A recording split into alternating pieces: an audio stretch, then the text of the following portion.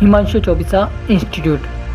अब तैयारी हुई आसान और अफोर्डेबल। ऑनलाइन पढ़कर बने टॉपर। हाइग्रोमीटर या साइक्रोमीटर का प्रयोग आर्द्रता को मापने के लिए किया जाता है। हाइग्रोमीटर मोस्टली ना ये मतलब एग्जाम में या तो साइक्रोमीटर देगा या आपको हाइग्रोमीटर देगा। इन दोनों का आप ध्यान रखें, क्योंकि ये जो यंत्र होते हैं मापने के, मापन के यंत्र हो गए, कोई भी दूसरा यंत्र हो गया, मोस्टली अधिकतर पूछा जाता है क्वेश्चन में। आप जरूर ध्यान रखें इन्हें। हाइग्रोमीटर साइक्रोमीटर का प्रयोग आर्द्रता को मापने के लिए किया जाता है। ओके। और ओस्मन हाइग्रोमीटर का प्रयोग फसल में आर्द्रता का मापन के लिए किया जाता है। जो ओस्मन हाइग्रोमीटर होता है उसका प्रयोग अपन फसलों में आर्द्रता को या ह्यूमिडिटी को मापने के लिए प्रयोग करते हैं।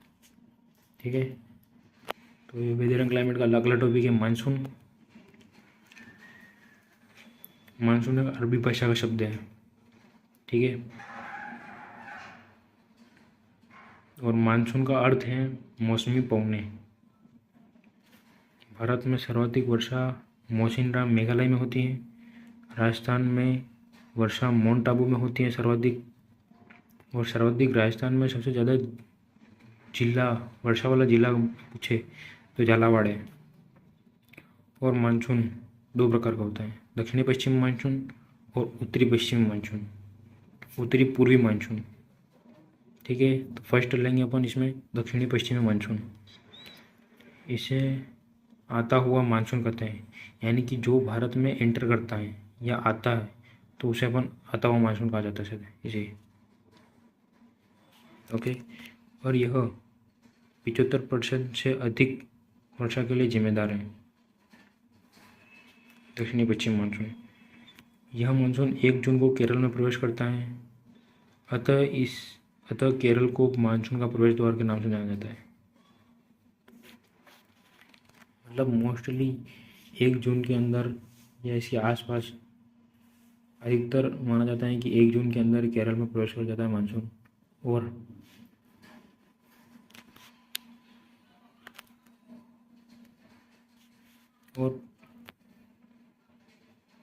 उसे प्रवेश करने के जो द्वार होता है उसे प्रवेश द्वार कहते हैं केरल को मतलब मानसून का प्रवेश द्वार कहा जाता है। आंध्र प्रदेश व तमिलनाडु को छोड़कर पूरे भारत या संपूर्ण भारत में वर्षा इसी मानसून के द्वारा होती है। यह मानसून 2 भागों में विभक्त होता है वापिस, अरब सागर और बंगाली खाड़ी के नाम से जाना जाता है। जिसे 2 भागों में होता है, अरब सागर और बंगाली खाड़ी। फर्स्ट अरब सागर, यह दिल्ली की तरफ आता है। कुल दक्षिणी पश्चिमी मानसून की 20% वर्षा इसी द्वारा होती है। कुल यानी टोटल दक्षिणी पश्चिमी मानसून की जो वर्षा 20% वर्षा इसी मानसून के द्वारा यानी अरब सागर के मानसून के द्वारा ही होती है, दक्षिणी पश्चिमी मानसून की। राजस्थान में इसी मानसून द्वारा दक्षिणी राजस्थान यानी कि प्रतापगढ़, बांसवाड़ा, उदयपुर, डूंगरपुर में, यानी बांसवाड़ा, डूंगरपुर, उदयपुर, प्रतापगढ़ में वर्षा होती है। अतः राजस्थान में मानसून का प्रवेश द्वार बांसवाड़ा को कहा जाता है। आगे देखेंगे बंगाली खाड़ी, जो मैंने भी बताया था, यह आसाम की तरफ गति करता है। कुल दक्षिण पश्चिम मानसून का 80% वर्षा इसी द्वारा होती है। यानी कि टोटल दक्षिणी पश्चिमी मानसून की वर्षा 80% यानी कि 80% वर्षा बंगाली खाड़ी के बंगाली खाड़ी से मानसून निकलता है उसके द्वारा 80% वर्षा होती है। राजस्थान में सर्वाधिक वर्षा इसी मानसून के द्वारा होती है, बंगाली खाड़ी वाले मानसून के द्वारा। ओके। जो भी वर्षा हो रही थी वो इसी के द्वारा हो रही थी। सेकंड नंबर पे है जो अपने पहले देखा था दक्षिणी पश्चिमी मानसून, उसका अगला पार्ट है ये पॉइंट है, ये दूसरा प्रकार है ये मानसून का। उत्तरी पूर्वी मानसून, ये इसे लौटता हुआ या जाता हुआ मानसून नाम जाना जाता है। क्या कहते हैं, यह 15% बारिश हेतु जिम्मेदार है। आंध्र प्रदेश व तमिलनाडु में सर्वाधिक वर्षा इसी मानसून द्वारा होती है। राजस्थान में सर्दियों में पश्चिमी विक्षोभों से आने वाली वर्षा को मावठ का नाम जाना जाता है, जिसे रबी फसलों का वरदान कहा जाता है। जो जैसे कि आपने कभी भी देखा होगा कि जैसे ठंड के या सर्दियों के टाइम पे जो जनवरी फरवरी या फिर दिसंबर के आसपास जो बारिश होती है उसे मावठ वर्षा होती है सर्दियों के टाइम पे।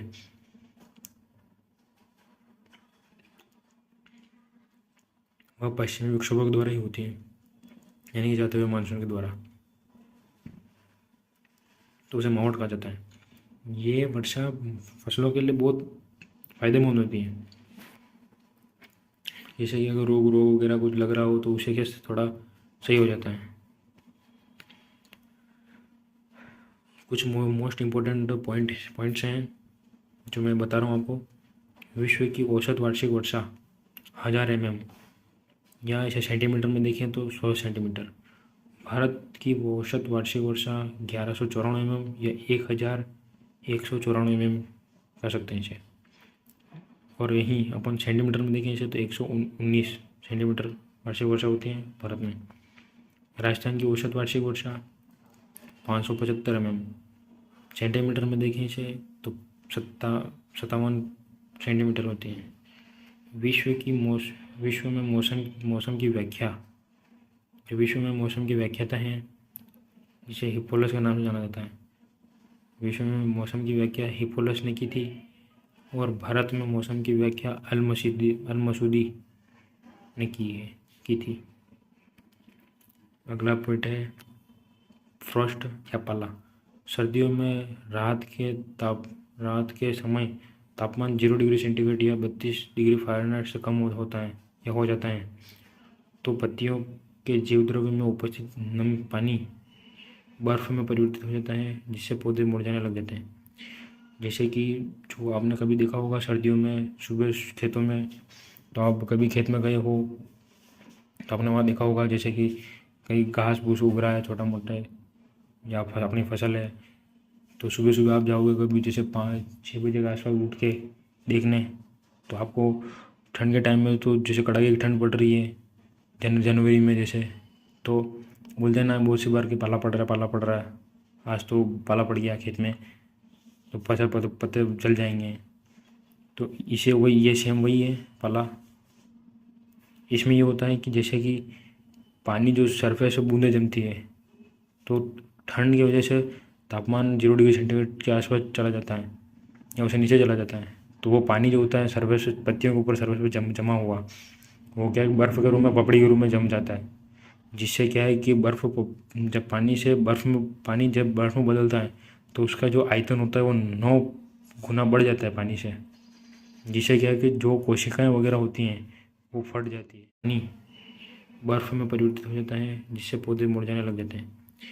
जैसे कि जो आपने कभी देखा होगा सर्दियों में सुबह खेतों में, तो आप कभी खेत में गए हो तो आपने वहाँ देखा होगा जैसे कि कहीं घास फूस उग रहा है छोटा मोटा है, या अपनी फसल है, तो सुबह सुबह आप जाओगे कभी जैसे 5-6 बजे के आसपास उठ के देखने, तो आपको ठंड के टाइम में तो जैसे कड़ाके की ठंड पड़ रही है जनवरी में जैसे, तो बोलते हैं ना बहुत सी बार कि पाला पड़ रहा है। आज तो पाला पड़ गया खेत में, तो पत्ते जल जाएंगे। तो ये सेम वही है पाला। इसमें ये होता है कि जैसे कि पानी जो सरफेस से बूंदें जमती है, तो ठंड की वजह से तापमान 0 डिग्री सेंटीग्रेड के आसपास चला जाता है या उसे नीचे चला जाता है, तो वो पानी जो होता है सरफेस पत्तियों के ऊपर सरफेस पे जमा हुआ, वो क्या है बर्फ़ के रूप में पपड़ी के रूप में जम जाता है।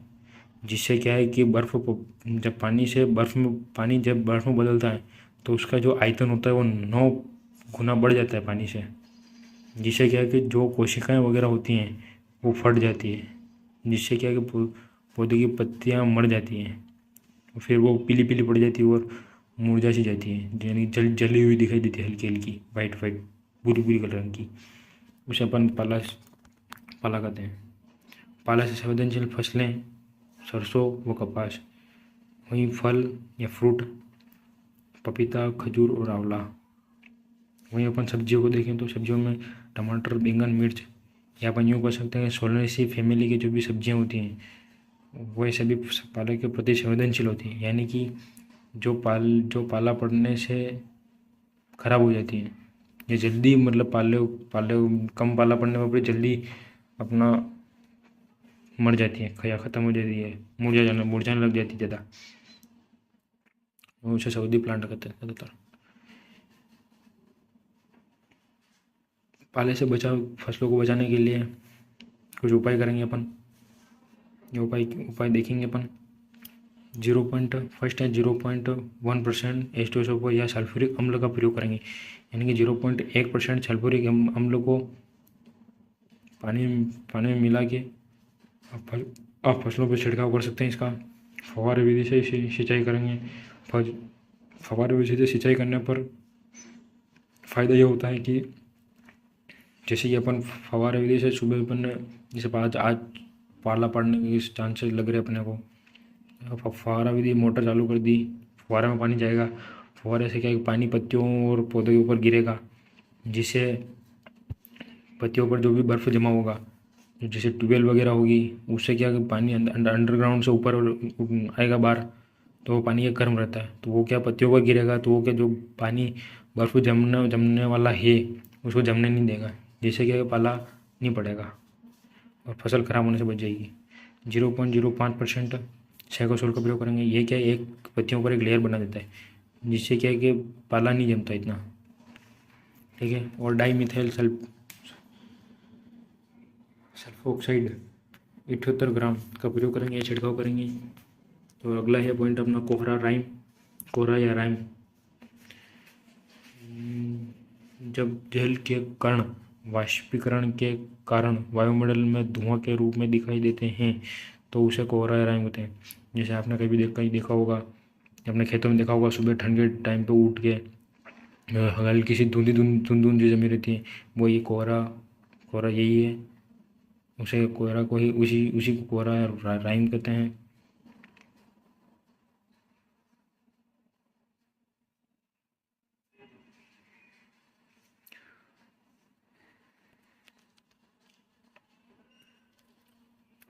ठीक है दोस्तों, आज की क्लास यहीं समाप्त करेंगे अपन। धन्यवाद। इस चैनल को सब्सक्राइब करें, कमेंट करें, लाइक्स करें और अधिक से अधिक शेयर करें अपने दोस्तों के साथ, ताकि उनको भी पढ़ने का मौका मिले, वो भी आगे बढ़े। ठीक है, धन्यवाद आप लोगों का। नमस्कार, धन्यवाद, जय श्री राम। CO2 हरितगृह गैस में CO2 का 60% योगदान है। CH4 यानी मीथेन गैस 20% योगदान है इसका। CFC यानी कि क्लोरोफ्लोरोकार्बन 14% इसका योगदान है। N2O नाइट्रोजन डाइऑक्साइड इसका 6% योगदान है हरितगृह प्रभाव में। अम्ल वर्षा यानी कि एसिड रेन, जैसे अम्ल वर्षा आप समझते हैं, वर्षा से आप समझते होंगे जैसे बारिश हो रही है, उसी में आप अम्ल जोड़ दीजिए। एसिड रेन जो कि बहुत सी बार दिल्ली में होती हैं, फर्स्ट जो 2 बारिश होती हैं वो एसिड रेन होती हैं, क्योंकि वो जो एसिड रेन इस प्रकार इसलिए होती हैं क्योंकि जो वातावरण में जो प्रदूषण वगैरह होता है उसके प्रभाव से बादलों पर प्रदूषण जम जाता है, जिससे वजह से एसिड रेन होती है, बारिश होती है। तो अम्ल वर्षा हेतु N2O NO2 और SO2 गैस जिम्मेदार है। ये दोनों 2 प्रकार गैस है जिनको मिलाकर एसिड रेन के लिए जिम्मेदार एसिड रेन करवाई जाती है। अम्ल वर्षा का pH मान 5.6 होता है और नॉर्मल पानी होता है उसका pH 7 होता है, यानी कि न्यूट्रल। वायु के दबाव या दाब से जो चक्र जो उत्पन्न होते हैं, दाब चक्रवात वगैरह, साइक्लोन हो गया जैसे कोई भी, तो उसे ये 2 प्रकार के होते हैं, साइक्लोन चक्रवात और प्रति चक्रवात, यानी साइक्लोन और एंटी साइक्लोन। साइक्लोन कम दाब वाले क्षेत्रों में उत्पन्न होते हैं और घड़ी की विपरीत दिशा की ओर घूमते हैं, गति करते हैं एंटी क्लॉकवाइज, और ये हानिकारक होते हैं, इनसे वो हानि बहुत होती है। और प्रति चक्रवात दूसरा एंटी क्लॉकवाइज एंटी साइक्लोन यह अधिक दाब वाले क्षेत्रों में उत्पन्न होते हैं जिनकी जो कि घड़ी की दिशा, जो घड़ी की जिस दिशा में घड़ी घूम रही है उसी दिशा में अपनी गति करते हैं। इसे क्लॉकवाइज चक्र एंटी साइक्लोन होते हैं, ये कम हानिकारक होते हैं। आगे देखेंगे अपन मानचित्र दर्शाने वाली रेखाएं। मानचित्र पर दर्शाने वाली रेखाएं। फर्स्ट है आइसोबार। मानचित्र पर आइसोबार मानचित्र पर समान वायुदाब को दर्शाने वाली रेखा को आइसोबार कहते हैं। जो मानचित्र पर वायुदाब को दर्शाती है उसे आइसोबार रेखा के नाम से जाना जाता है। आइसोथर्म, थर्म से देख सकते हैं तो थर्म से यानी टेम्परेचर को थर्मामीटर से मापते हैं, तो थर्म आप देख सकते हैं, दोनों को कंपेयर कर सकते हैं अपन। तापमान यानी कि टेम्परेचर T से T मिल रहा है तो आइसोथर्म से तापमान टेम्परेचर। तो मानचित्र पर समान तापमान को दर्शाने वाली रेखा को आइसोथर्म कहते हैं। आइसोटेक, मानचित्र पर वायु गति को दर्शाने वाली रेखा को आइसोटेक कहते हैं। आइसोहाइट यानी मानचित्र पर समान वर्षा को दर्शाने वाली रेखा को आइसोटेक कहते हैं, आइसोहाइट कहते हैं मतलब सही। आइसोहेल, मानचित्र पर प्रकाश को दर्शाने वाली रेखा को आइसोहेल के नाम से जाना जाता है। मापन के यंत्र कुछ इंपॉर्टेंट से यंत्र हैं जो किसी भी वस्तु या को मापने का काम करते हैं। क्रेस्कोग्राफ जो कि पौधे की वृद्धि को मापने का काम करता है, जिसे हम पौधे की वृद्धि को मापने में काम लेते हैं। इसे अल्टीमीटर पौधों की ऊंचाई मापने के लिए उपयोग किया जाने वाला यंत्र है। ये पोटोमीटर वाष्पोत्सर्जन मापने वाला यंत्र है ये, जिसके द्वारा वाष्पोत्सर्जन को मापा जाता है। पोरोमीटर पत्ती के में रंध्रों की क्रियाशीलता को मापने वाला यंत्र है ये, जो पत्तियों की निचली सतह पर जो ऊपरी सतह पर जो रंध्र होते हैं, स्टोमेटा, जिन्हें अपन स्टोमेटा कहते हैं, उनकी क्रियाशीलता, जो बंद और खुलने और बंद होने की जो उनकी क्रियाशीलता है उसे मापने का काम करता है पोरोमीटर। पाइहेलियोमीटर सूर्य से सीधी आने वाली विकिरणों को मापने वाला यंत्र है ये, जो सनलाइट आती है उसकी जो विकिरण होती हैं उनको मापने का काम करता है पाइहेलियोमीटर। लाइसीमीटर वाष्पीकरण, परकोलेशन और निक्षालन को मापने का काम करता है। परकोलेशन को मैं आप बता दूं, ये आगे आपको सिंचाई वाले पार्ट में देखने को मिलेगा टॉपिक में। परकोलेशन यानी कि जो पहला प्रवेश होता है, मतलब मृदा की जो ऊपर की लेयर होती है, फर्स्ट लेयर, उसमें जो फर्स्ट प्रवेश होता है पानी का, उसे अपन परकोलेशन के नाम से जाना जाते हैं। वहीं निक्षालन, मृदा की फर्स्ट लेयर के बाद जो पानी नीचे चला जाता है, नीचे जाता रहता है, उसे निक्षालन कहते हैं। निक्षालन यानी कि जो मृदा के ऊपरी सतह में जो भी लवण वगैरह है जो है उन्हें गोल कर अंदर जमीन में नीचे की तरफ ले जाता है, उसे निक्षालन कहते हैं। इन तीनों पॉइंट को मापने के लिए लाइसीमीटर का प्रयोग किया जाता है। रेन गेज, जो अब पहले मैंने बताया था, वर्षा को मापने का यंत्र है ये, जिसकी को रेन गेज है। रोसोमीटर ओस मापने का यंत्र है ये, जैसे कि आपने ठंड के टाइम पे देखा होगा, बहुत सी बार गांव के लोग बोलते हैं वो आज ओस गिर रही है, तो उसी को मापने का यंत्र है ये एक तरीके से। अगला देखेंगे अपन वाष्पीकरण, यानी कि वाष्पीकरण को मापने का यंत्र, जिसे अब USWB पान इवापोरीमीटर कहते हैं। जो मैंने हल्का सा डायग्राम ड्रॉ किया है, मेरे से बना नहीं इतना अच्छा से, पर आप एक बार गूगल पर सर्च करके देख सकते हैं इसे, या आसानी से आपको वहाँ मिल जाएगा। ये यंत्र एक जो अपने मौसम वेधशाला होती हैं मीटरोलॉजी की, वहाँ पर यह प्रेजेंट होता है, जिससे वाष्पीकरण को मापने में काम आता है ये। इसके ऊपर एक रिंग बनी होती है, एक नीचे एक लकड़ी लगी होती है, लकड़ी का टप बॉक्स लगा होता है, इसकी ऊंचाई 15 सेंटीमीटर होती है और उसका जो अगल बगल का जो व्यास इसका व्यास होता है उस यंत्र का उसके बाद 122 सेंटीमीटर होता है और उसका जो साइड में जो लगा रहता है यंत्र जो मेन उसकी उसकी ऊंचाई होती है 25 सेंटीमीटर। अल नीनो प्रभाव गर्म महासागरीय तेज हवाएं जिससे अनावृष्टि होती हैं अनावृष्टि यानी कि तेज हवा चल रही है उसके साथ बारिश हो रही है पर कम हो रही है, उसे अल नीनो प्रभाव होते हैं।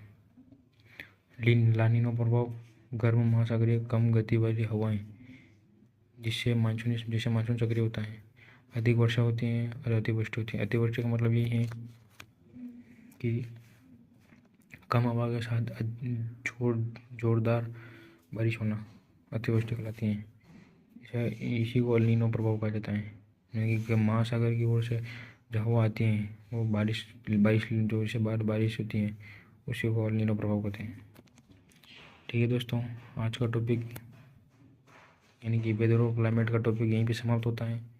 अगला सेशन में अपन नया टॉपिक पढ़ेंगे। धन्यवाद आप लोगों का। इसी बात पर चैनल को सब्सक्राइब करें, लाइक करें, शेयर करें और कमेंट में अपना जो भी डाउट वगैरह हो इस टॉपिक को लेकर थोड़ा तो अब कमेंट जरूर करें ताकि हम आपका आंसर दे सकें। और जो मैंने बताए थे पिछले सेशन में कि जो मोस्ट हेलो दोस्तों, कैसे हैं सब? नमस्ते, जय Shri Ram. Weather and climate का आज नया टॉपिक नया पॉइंट स्टार्ट करेंगे आज। प्रेसिपिटेशन यानी कि वर्षण को कई तरीके से देखा जा सकता है। यानी वर्षण का मतलब है वर्षा का अलग अलग रूप में आना, मतलब वर्षा का अलग अलग आकार के हिसाब से बूंदों का चेंजेस होना वर्षण। फर्स्ट है ड्रिजल या फॉर, वर्षण का वह रूप जिसमें जल की बूंदों का आकार 0.5 mm से कम होता है उसे ड्रिजल कहा जाता है या फुहार कहा जाता है।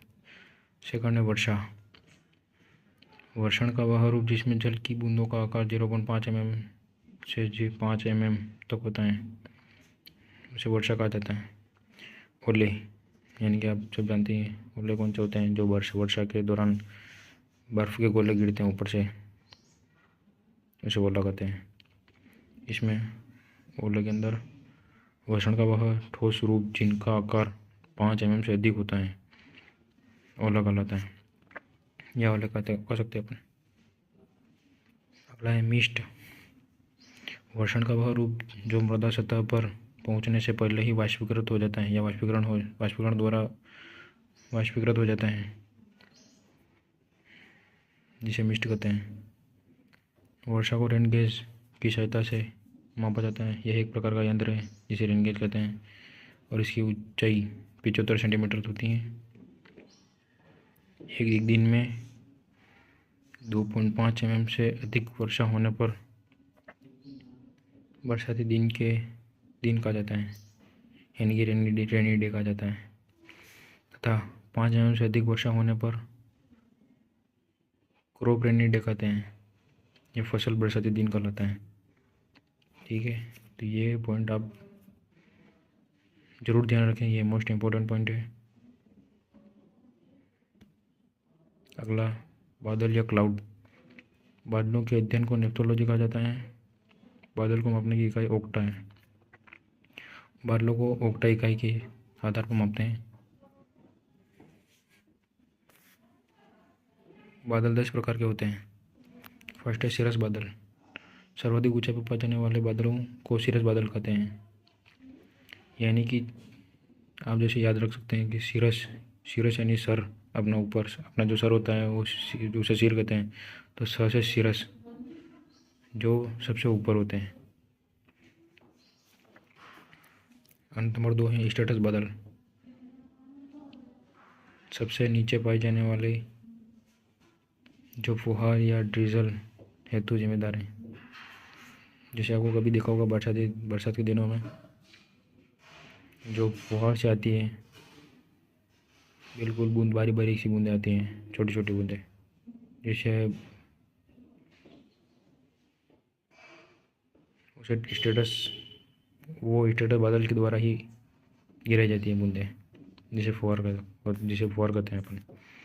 निम्बो स्टेटस बादल, वर्षा मानसूनी वर्षा करने वाले बादल को निम्बो स्टेटस बादल कहते हैं। जो मानसूनी की वर्षा होती है, जैसे काले बादल आए, फिर वो जिससे बरसात होती है जोरदार, उसे वो जो बादल होते हैं वर्षा करने वाले, उन्हें निम्बो स्टेटस बादल कहते हैं। अगला है कुमुलो निम्बस बादल या क्लाउड। आंधी तूफान के साथ वर्षा करने वाले बादलों को कहते हैं। जैसे कि तेज़ हवा चल रही है और तेज़ हवा के साथ साथ बारिश हो रही है, वो जो बारिश करने वाले बादल होते हैं उन्हें कुमुलो निम्बस बादल कहते हैं। कुमुलस बादल, फूल गोभी के आकार के बादलों को कुमुलस बादल कहते हैं। जो आपने कभी देखा होगा कि जैसे खुला वातावरण है, जो अपने वो अपन आसमान में देखते हैं, तो कभी कभार वाइट कलर के बड़े बड़े बादल दिखाई देते हैं, जो जिनका शेप गोभी के जैसे, फूल के जैसे समान होता है, उन्हें कुमुलस बादल कहते हैं। अगले देखेंगे अपन,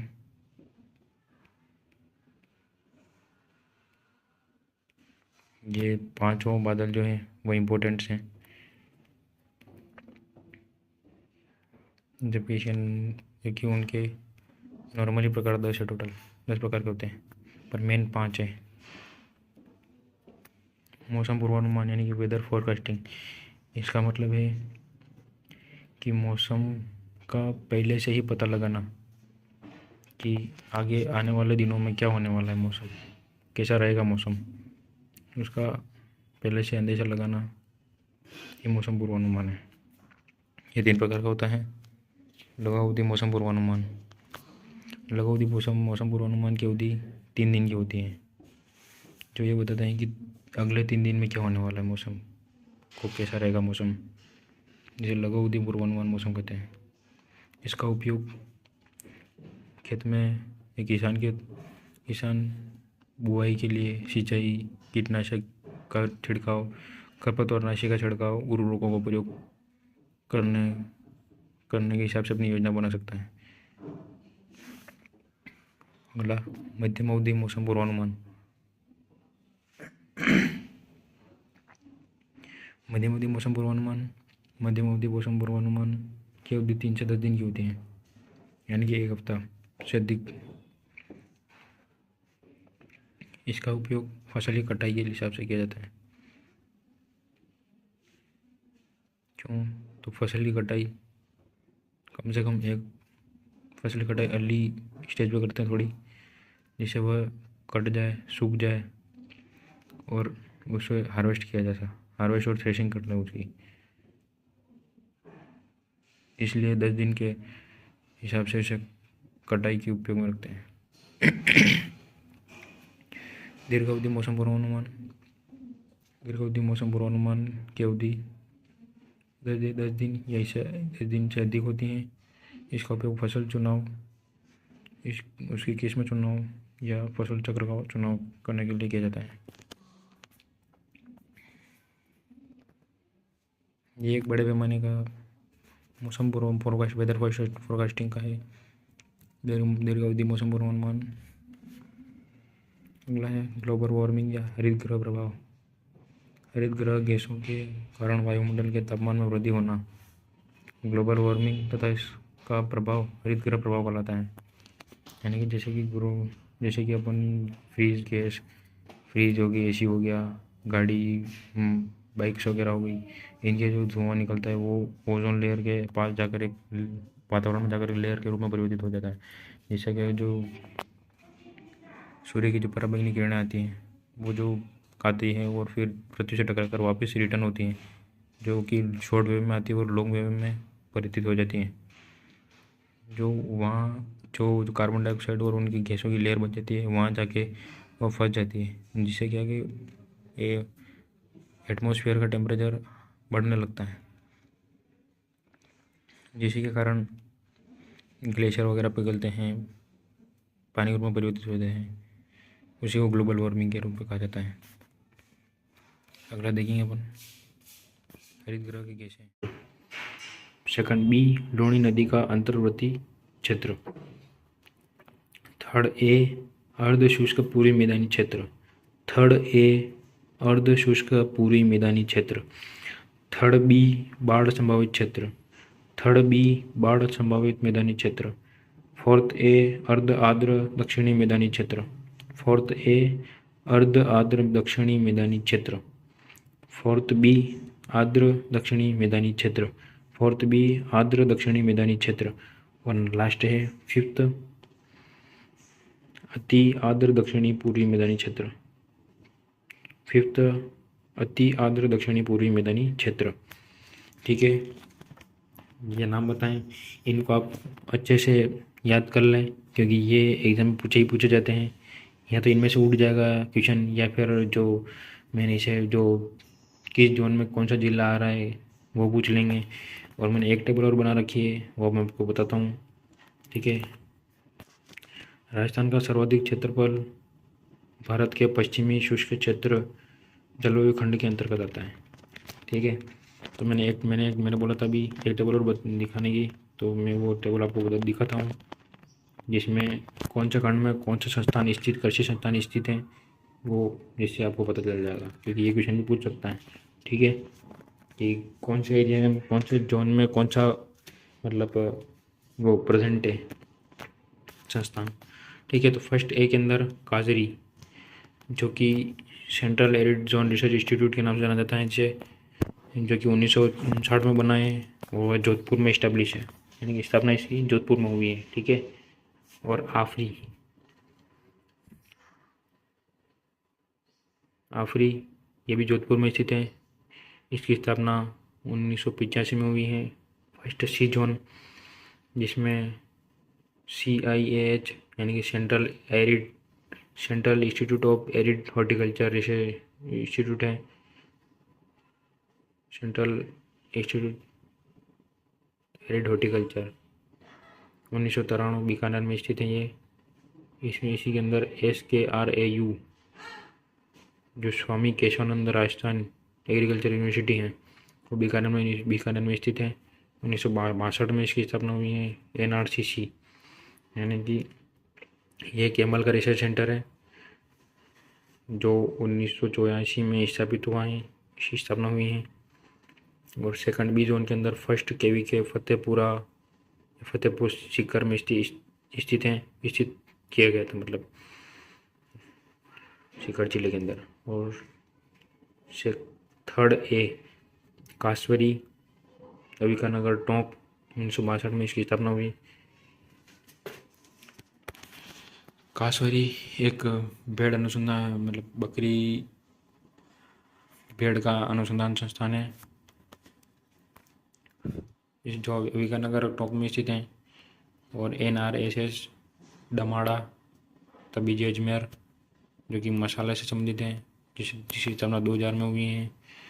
और NIAM Jaipur national institute of agriculture marketing जो कि जयपुर में स्थित है और 1988 में इसकी स्थापना हुई है। और SKNAU जोबनेर जो कि यूनिवर्सिटी अच्छी खासी SKNAU Jobner Shri Karna Narendra university agriculture university Jobner में स्थित है। ठीक है, और third B zone DRMD Bharatpur 1993 में इसकी स्थापना हुई इसकी। और फोर्थ ए जोन इसमें MPUT उदयपुर आता है, 1999 में इसकी स्थापना हुई है, यानी कि महाराणा प्रताप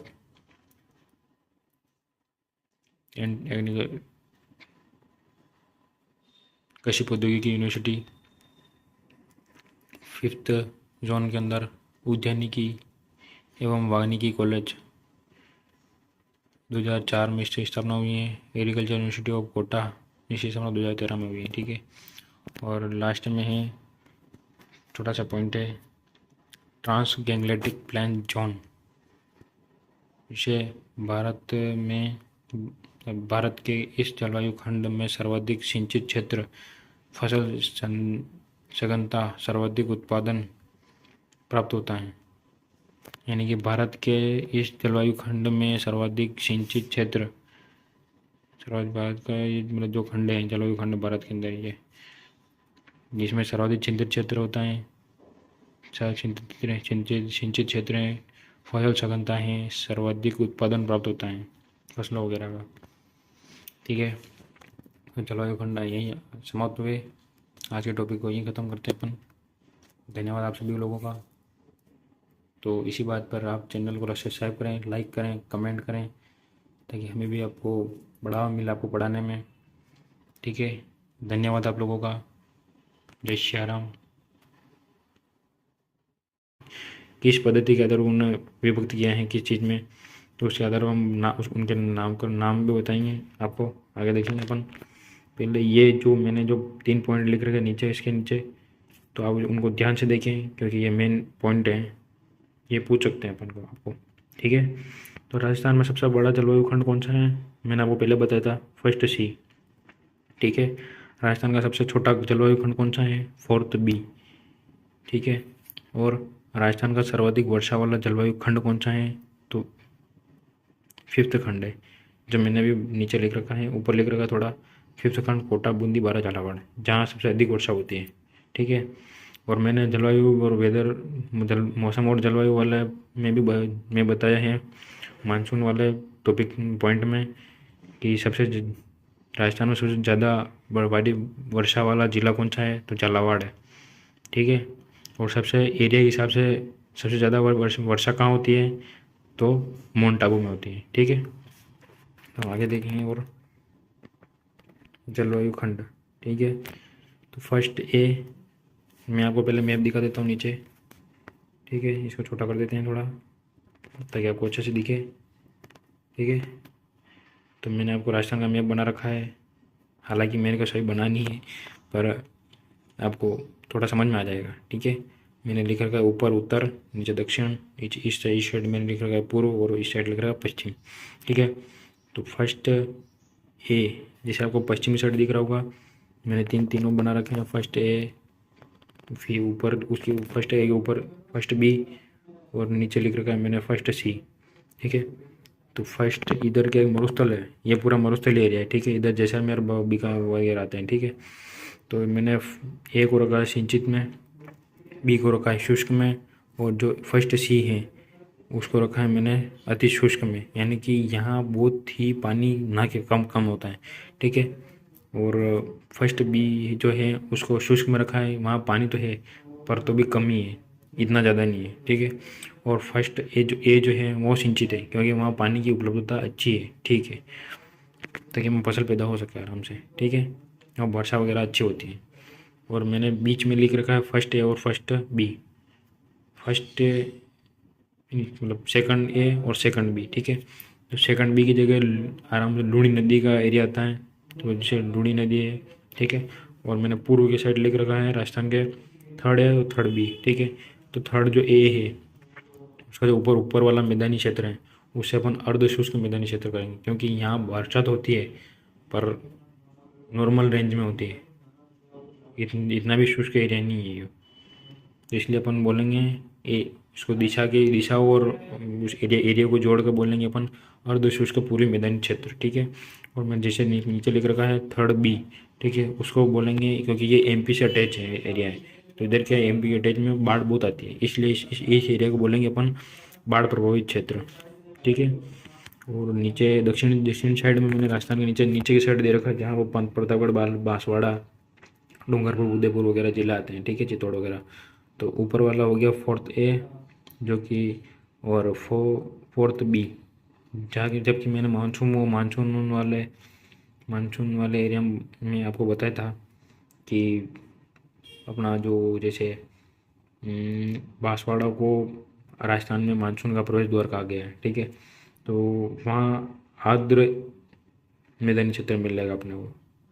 और जिस थोड़ा ऊपर चलेंगे, जो उदयपुर हो गया, चित्तौड़ हो गया उधर, तो वहाँ अर्ध आर्द्र मिलेगा, यानी कि बारिश तो अच्छी होती है, वहाँ शुष्क एरिया नहीं है, बारिश की भरपूर है। ठीक है, और फोर्थ बी होता है, वहाँ वर्षा अच्छी खासी है, मतलब भरपूर वर्षा होती है। ठीक है, और जैसे कि मैंने और पूर्व और दक्षिण दिशा के बीच में यहाँ लिख रखा अति आर्द्र 5th नंबर लगा रखा है। ठीक है, बूंदी, बारा, बूंदी, झालावाड़, कोटा वगैरह एरिया आता है जिस साइड। ठीक है, तो वहाँ मैंने 5th खंड लगा रखा है, आपको दिख रहा होगा।